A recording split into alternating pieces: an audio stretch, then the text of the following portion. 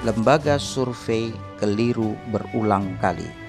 Biasanya lembaga survei melakukan survei berkali-kali dan survei terakhir dilakukan sekitar 2 minggu hingga sebulan lebih sebelum pencoblosan.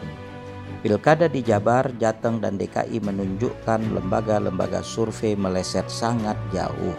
Pertama, lembaga survei meleset hingga ratusan persen kepada paslon Sudrajat Saiku di Pilkada Jabar. LSI Denny JA menyimpulkan Sudrajat Saiku mendapat 8,2%, Indobarometer hanya 6,1%, SMRC hanya 7,9%, Poltreking 10,7%, dan Instrat 8,5%. Faktanya, KPUD Jabar mengumumkan Sudrajat Saiku mendapat suara sebanyak 28,74%. Artinya, 5 lembaga survei meleset sangat jauh terhadap suara Sudrajat Saiku. Indobarometer meleset 371%, SMRC meleset 263%, LSI Denny JA meleset 250%, Instrat meleset 238%, dan Poltreking meleset 180%. Kedua, lembaga survei juga meleset sangat jauh saat mensurvei Sudirman Said Ida di Pilkada Jateng 2018.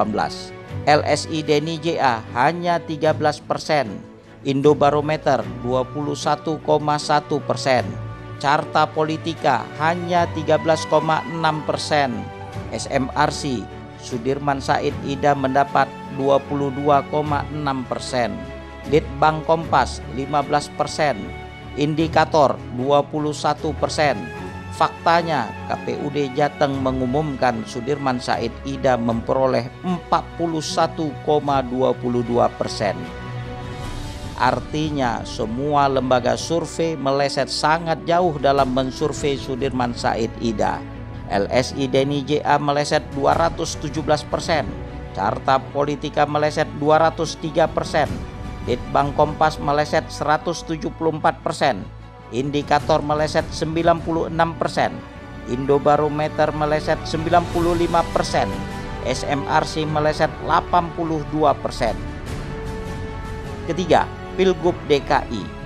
LSI Denny JA mengumumkan di surveinya pemenang di putaran pertama adalah AHY Silvi. Faktanya, justru AHY terendah dan tidak lolos ke putaran kedua.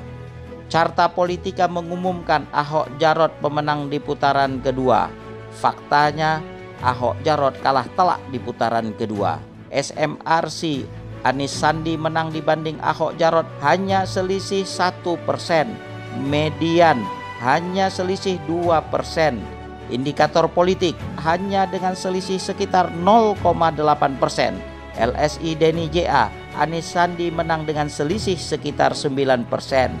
Faktanya, KPU DKI mengumumkan hasil putaran kedua Pilkada DKI yang menunjukkan Anies Sandi mendapat 57,95%.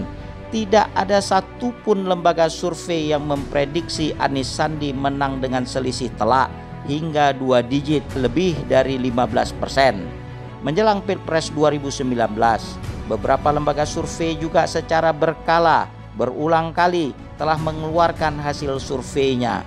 Banyak lembaga survei yang mengumumkan hasil surveinya memenangkan Jokowi Ma'ruf Amin dibanding Prabowo Sandi. Padahal sangat mungkin di Pilpres 2019 lembaga-lembaga survei secara berjamaah dan berkala kembali lagi mengulangi kesalahan. Banyak lembaga survei di Pilpres 2019 bisa menjadi semakin tidak lagi dipercaya jika nantinya ternyata Prabowo Sandi yang jadi pemenangnya.